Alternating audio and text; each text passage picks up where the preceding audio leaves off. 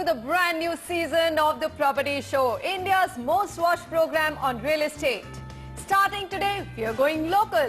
Property buying, you'll agree with me, is very locally driven, and it makes perfect sense for us to actually bring you property region-wise. If you're based in North India or would like to buy, sell, invest in property of North India, you can tune into the Property Show every Monday. On Tuesday, we get you the best of West India's property market, and on Wednesday, we head to the fastest growing real estate markets of South India. Today, get ready for 60 minutes of the smartest property investment cherry-picked from North India, the National Capital Region, state capitals like Lucknow, Jaipur, Chandigarh, hot emerging markets, Bhiwadi, Sonipat, Bhopal, and more. All of these will be on our radar.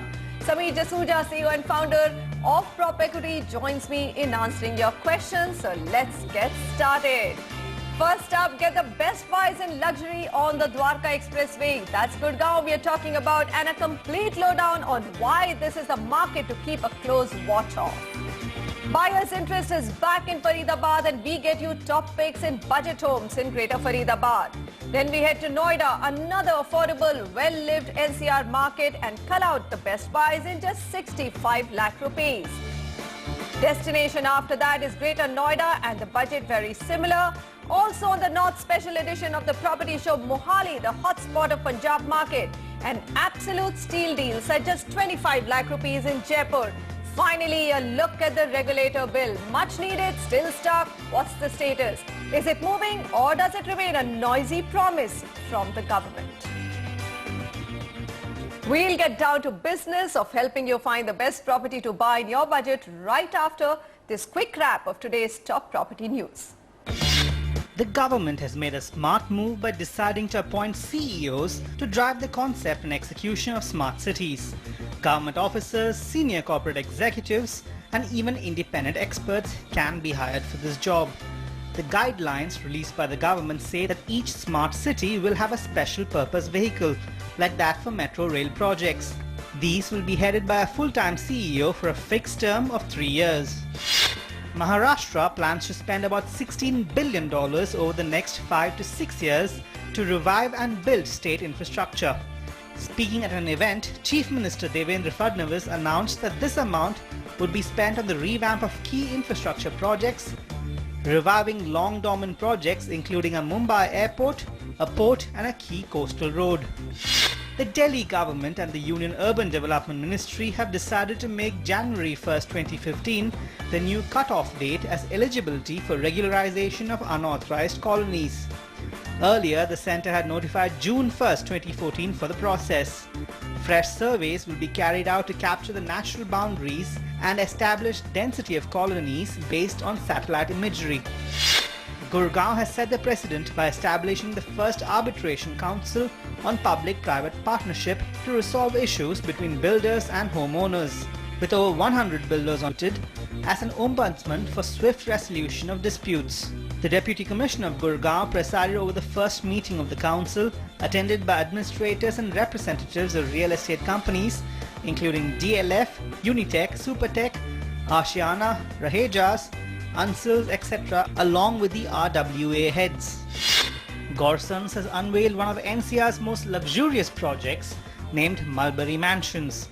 With just 92 exclusive mansions spread majestically over an area of 250 acres, these homes target the creme de la creme of the society. Situated right at the mouth of Greater Noida, the project will have 90% green cover. It's around 250 acres in total land, where only 92 such big houses are coming up, and each house is minimum 2.5 acres, around 10,000 square meter. Okay, we are now going to begin taking your questions to help you find the top properties in your budget. We've got Dr. V.K. Bajpai. Dr. Bajpai, good to have you on the show. This is a brand new season of the Property Show, so you're the first caller, sir. Go ahead. Yeah, good afternoon, ma'am. Manisha, I have 3 queries because I am an end user. I want to buy property in the Gurgaon, the Dwarka Expressway. All right. I had, finally been pointed 2 property. One is the Enigma of India Bull, and another is the Experion Green Chand. Okay. So, would you please let me know what is the, which one is better and price expectation? All right, so we'll give you a lowdown on Dwarka Expressway, which of course Samir has a lot of data on, but both projects, Samir, are spread over just a 20 acres and a 20 acres plus. How would you really pick them? Sizes are very similar. Do you rate them on the basis of developer, on the proximity to the expressway? How do you pick one? Because both look like good projects. There are various factors by which you can determine as to which real estate could turn out to be better in even closer localities like Sector 110 and 112. Primarily, you have to look at the density of that sector. You have to look at what kind of developers are going to be there, what kind of projects they're going to be launching. A sector, for example, in Dwarka is a low density sector, say Sector 109, and right next to it is Sector 106, where there's a lot of affordable housing coming in, and Sector 109 will be a luxury sector. So keeping that in mind, between the two projects that you've chosen, we like Experion more. Multiple reasons for that. A, the layouts of those projects are much better in terms of apartment sizes and the way the apartments have been laid out. The project is in Sector 112, which is a better location than Sector 110. It's taking more time to complete, which is 2017, and we believe that Dwarka Expressway is going to take a lot more time for it to get fully livable. So I would rather suggest that you invest in a project which is going to be delivered much later than earlier. These are the three key reasons why we choose Wind Chance over Enigma. But let's just look at some key data points before these micro markets now today are witnessing an inventory overhang of 27 months. The luxury segment is where you've chosen your projects. So there the weighted average price is 7,900 rupees a square foot. The price appreciation still continues to be decent, 11.5%, and this is primarily because of the past appreciation. If you go back into the market right now, you will not see any appreciation and you will get great deals in the market. I think this is perhaps one of the best times to look at investing in Dwarka Expressway with a 5-year horizon in mind, because Dwarka Expressway from here, give or take another 6 months to 1 year, will start looking up, and then there'll be no looking back really. Coming to the other project that we would recommend for you is Diplomatic Greens. This project is at 7,800 rupees, getting ready in 2016. Again, a super luxury project. Lots of hopes of the Puri Construction group on this project, and they do a good job in construction. And they're going to make this into a good world-class project. They've got some great architects in terms of RCOP. They've got a 20,000 square feet club, water bodies, lakes, you name it, and they're there. Lastly, one more reason why we chose Experion is because it's an FDI developer. So FDI developers typically have their funding closed. All right, Samir. So two projects that Dr. Vajpayee had chosen, you're saying both are good, but Experion, Wind Chance is better, and you're also recommending that he looks at Diplomatic Greens by Puri Constructions. So that's the view on Dwarka Expressway. Samir just said, and I believe that as well, that this is the time for buyers to look for great deals on Dwarka Expressway. Over the last 2 weeks, there's been news development. The High Court of Punjab and Haryana has dismissed all pending writ petitions that were holding back the construction of the expressway in Gurgaon.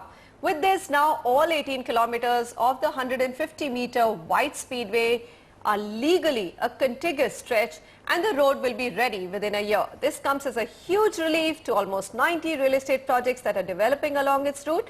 Vasudha Sharma finds out how this property market has factored in this big news. The legal go-ahead to the Dwarka Expressway has many saying that the dark clouds over this property market could be on their way out. Real estate companies developing residential projects along the Dwarka Expressway are heaving a sigh of relief, and so are investors and lenders whose crores are riding on this property corridor. Over 33,000 residential units are in supply across the 20 sectors that are connected by the Dwarka Expressway.